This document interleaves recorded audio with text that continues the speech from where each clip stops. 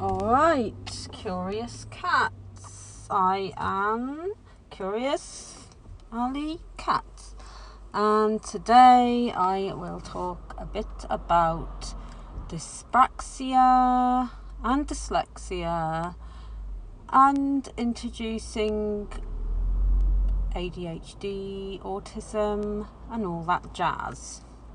Diagnoses.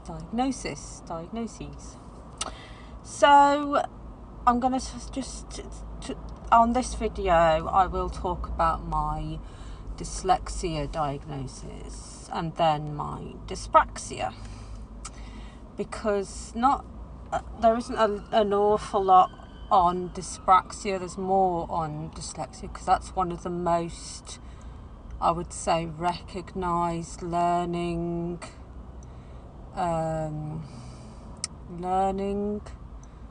diagnosis in the UK and I believe in the world. Like, if you were to say dyslexia, not everybody's aware of that and the meaning, but a lot of people are. So, people who don't have it in schools might be able to get a little understanding, at least, on dyslexia. But dyspraxia, not so much. And I will be talking also about autism and EDS, because I have a daughter who has autism and another daughter who has EDS. For those who don't know what EDS stands for, now, excuse my pronunciation because I am actually new to this myself, so it's interesting to talk about it and to hear other people's comments who have or don't have EDS as well.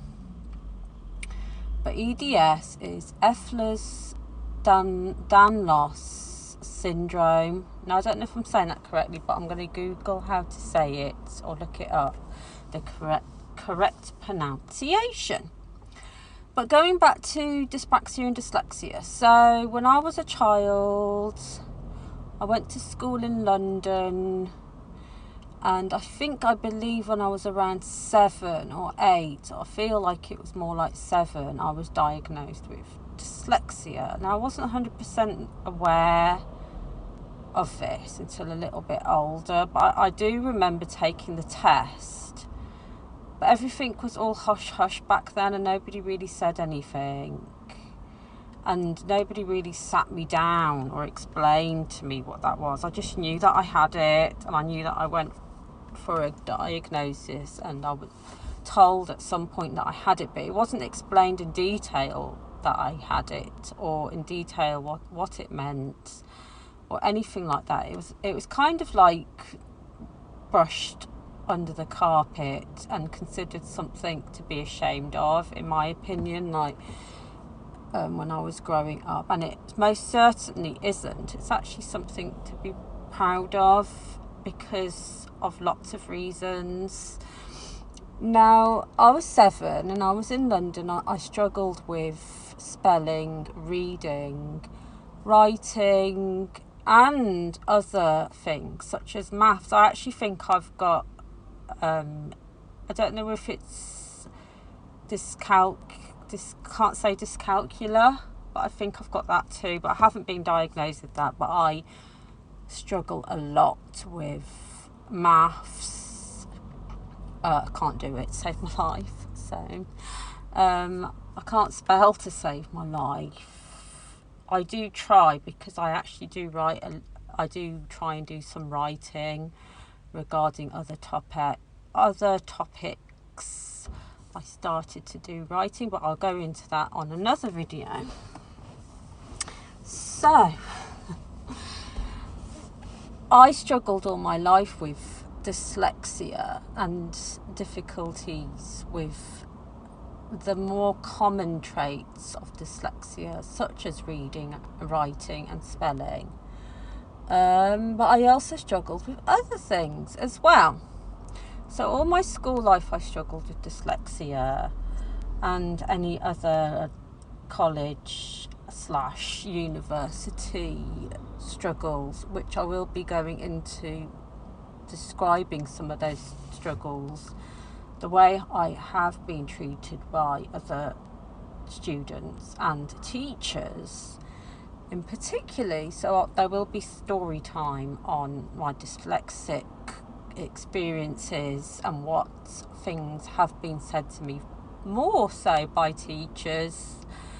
I've probably had more support from friends than actual teachers, which is interesting. So I went along my life, did this, that and the other, and I struggled with dyslexia, as in spelling, reading and writing, but I did struggle with a lot of other things. So I'm going to jump forward into my adulthood, when I did start a university course in which I didn't finish. I could talk about that more another time, but I started a course in fashion, and obviously with all courses there's a level of writing and spelling you do actually have to do. No matter what it is, you have to write, you have to read, you have to spell, of course, and that's a given. One time I was doing a project on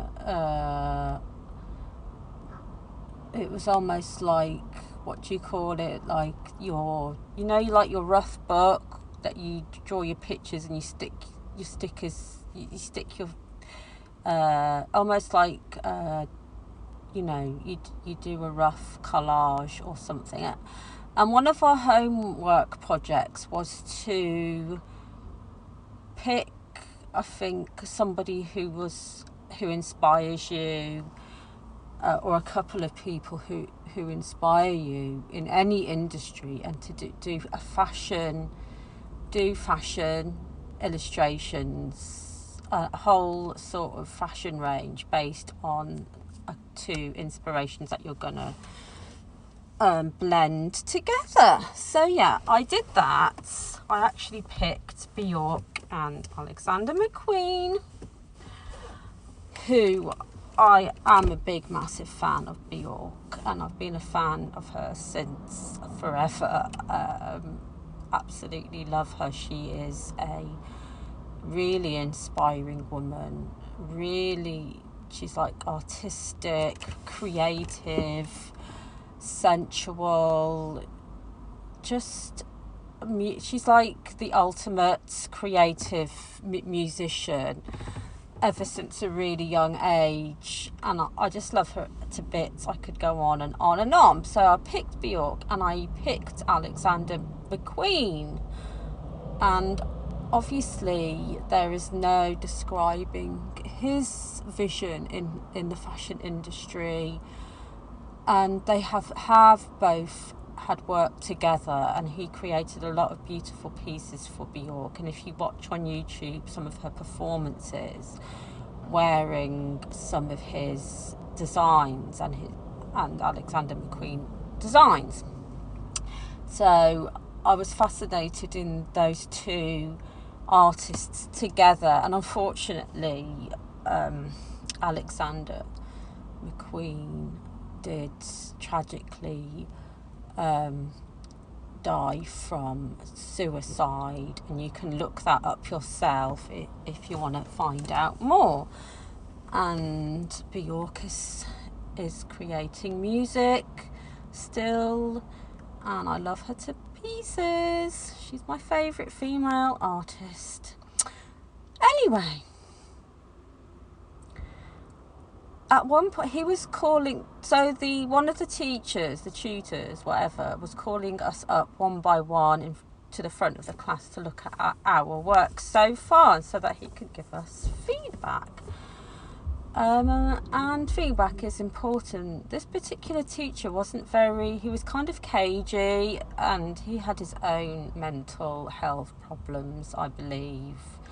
And that's one of the reasons why he may have been somewhat passive-aggressive himself.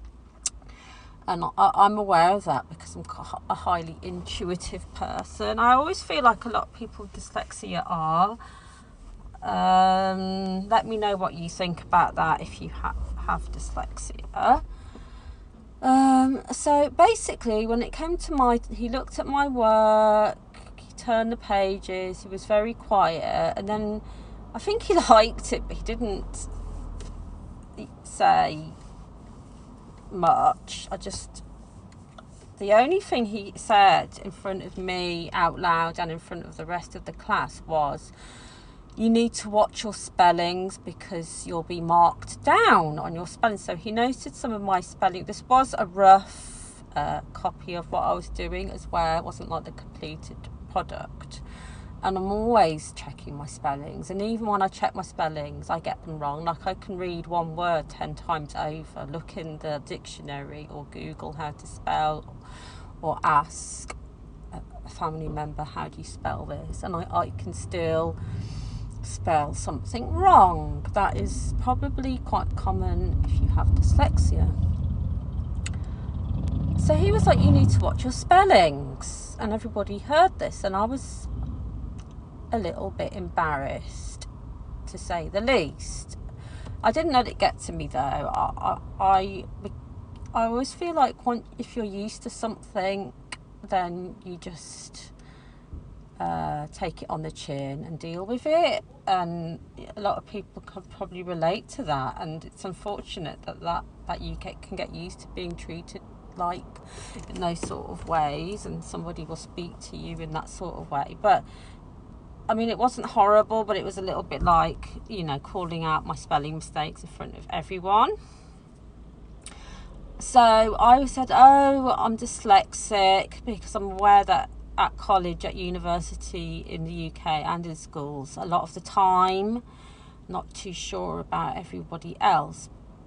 Usually you would, if you can prove that you've got dyslexia or whatever, they give you longer time or more help, or whatever the case may be. Usually if you're having an exam, they give you extra time, something like that. And I don't know if that helps everyone. Maybe it helps some people, although maybe they could do other things I could possibly think of that would help. Anyway, so I was like, I'm dyslexic, and he said that you need to prove it, you need to show some sort of dyslexia certificate so that you can get extra time to do your work or something like that, and so you don't get marked down on your spelling mistakes. I was like, okay, fine, but I didn't have my original certificate from when I was 7 because it went missing. I just remembered that I was told I was dyslexic, and there was an original certificate, but it was a long time ago. Couldn't find it, didn't know where it was, and he was like, well, you need to go and get another official test. So I went and did a full day dyslexia test, and what I thought was only a dyslexia test, but it was also for dyspraxia. Now, this test that this man did, it took the whole day. I'm going to stop right there and continue the story. I've got to hop into the laundrette because my electrics have gone in my kitchen and my washing's in there, and I believe it would have finished washing, and I need to shove it in the drying machine. I need an electrician, and they're not easy to come by these days.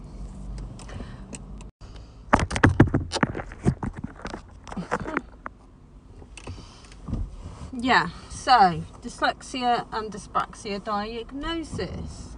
Oh, I dropped you.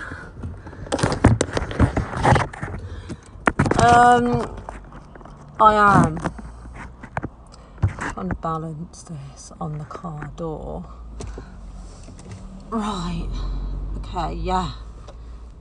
Hairs up. Move my cat hair. That'll have to do. We'll see what happens. So yeah, boing. Yeah, so I went and saw this man. It's spent like practically the whole day there. Plus, before going to, it was a private fucking dyspraxia assessment, and it was in his house, and he was registered professional, all that business, and basically went round there, went into the office with the sofa and the desk and all that, and they had all these books in there, and he did various different tests regarding reading, memory, spelling, different coloured pieces of plastic that went over certain writing or different coloured paper, puzzles, time. He did some maths. He got me to walk up and down in a straight line, one foot in front of the other. I can't remember, like, there were so many different tests. It wasn't just reading, writing and spelling. It was like a combination of puzzles, reading, writing, spelling, a bit of walking, a little bit of maths, telling the time and all that. And like, say I would have to read a paragraph and then try and remember. He would ask questions and I'd have to try and remember the story, basically. I did that, went home, said that he would contact me and send me the results in the post, in which I can't remember how much. It took a few weeks, maybe. I don't know how long it took. But eventually, finally, I got this massive report in the post, which was quite thick and quite intense, explaining everything and all the technical numbers and words and everything like that. In the end, he underlined in dark black, like ink, and it was underlined that I have dyslexia, but I also have dyspraxia. And now, I did not know he was testing me for dyspraxia, and I didn't know that I had it, and I had heard of it before, because when I went to college I did a teaching assistant course, and one of the teachers that came in to teach us a little bit, I think it was to do with English, but she had dyspraxia, and I remember her talking about a pen, or she had a pen in her hand, and how it just, like, she was holding it and it went flying in this crate and it did somersaults and the pen landed on the floor, and she was like, oh, I'm dyspraxic, this, that and the other. Nobody really said anything and nobody really knew what that was, or maybe they did, but I didn't. Just the fact that she said that, and I actually did like do a pause and think I do stuff like that. So he was like, you've got dyspraxia, and I think because obviously dyslexia and dyspraxia and then everything is on like a spectrum, I think he was trying to make out I was more dyspraxic than dyslexic. And now that makes lots of sense because of the way I do things and my organisation skills, or should I say lack of. And at this point I am going to say that I actually think I've got ADHD as well, even though I haven't been diagnosed. I'm looking to get assessed, and I might not have that, but what I'm saying is the way my thought process, and I wasn't aware that ADHD meant so many things as well. But in a nutshell, I find it really difficult to get anything done. I'm not organised. I bump into things. I break things on a daily basis. I lose things. And I'm going to go into a lot of these traits and how I actually do things. And I might video myself doing things like trying to tidy my room or trying to pack a suitcase, because whenever I went on holiday and I was sharing a room with my sister would watch me, who hasn't got dyspraxia, but she has got dyslexia. But I would kind of put the suitcase on the bed, open it, go into the wardrobe, get something, take it out the suit, put it in the suitcase, take it out, put it somewhere else, and I'd be going around like 2 hours and not actually get hardly anything done. I don't know if that's an ADHD. See, the thing is, a lot of these diagnoses can interlink with each other or be very similar. So that's the other thing. But I do think that I have got ADHD, and I might go in, if I do get an assessment for that, I'll probably talk about that.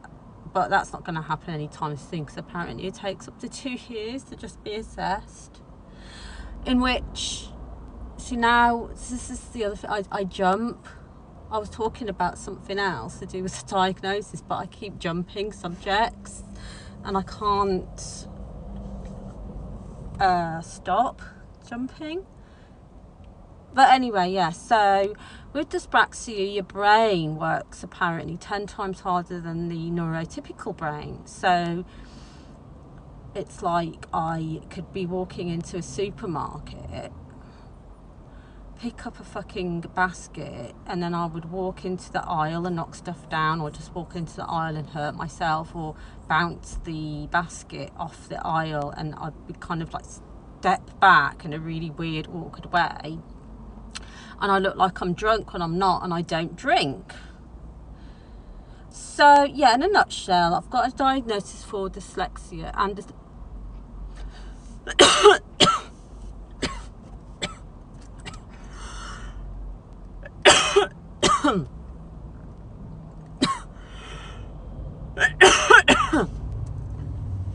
quick.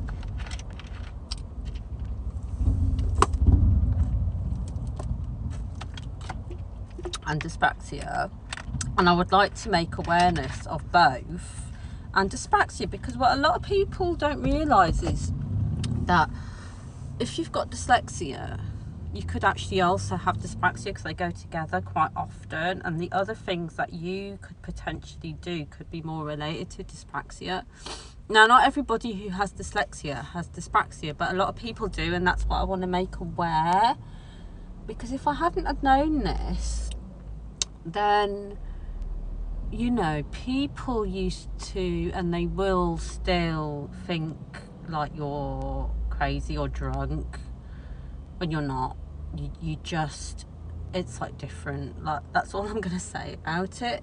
So yeah, if you've got a dyspraxia diagnosis, let me know in the comments. Also, if you have any stories about your diagnosis or trying to get a diagnosis, let me know your experiences, or what may have been said to you via teachers, tutors, or even other students, because I've got some interesting stories when I was at school, what I have been treated like, what things have been said to me by teachers and students, but mostly teachers, regarding being dyslexic, or, you know, yeah, it's been quite interesting. So this initial video is just talking about my diagnosis and what happened. So yeah, leave a comment and subscribe, because I'm going to be talking about ADHD, also autism and EDS, because I want to make awareness of autism, EDS, ADHD, and also PTSD and chronic PTSD, which is post-traumatic stress disorder, because I actually think I've got that, but I have a whole story about